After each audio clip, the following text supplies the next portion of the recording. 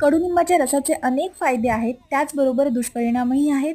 चला तर मग बघूया फायदे.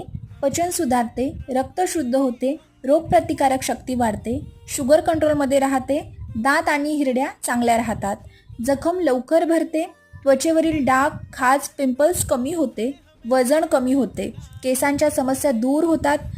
कडुनिंबाचा रस हा नेहमी सकाळी रिकाम्या पोटी घ्यावा. रस प्यायल्यानंतर 1 ते 1.5 तास काहीही खाऊ नये. कडुलिंबाचा रस हा 60 मिली 10 आठवडे असाच घ्यावा.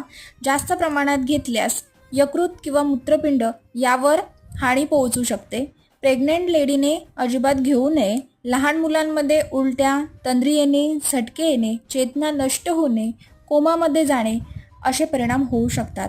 आणि अशाच नवनवीन व्हिडिओसाठी मराठी रेसिपी यूट्यूब चॅनलला लाईक करा, शेअर करा, सबस्क्राईब करा. धन्यवाद.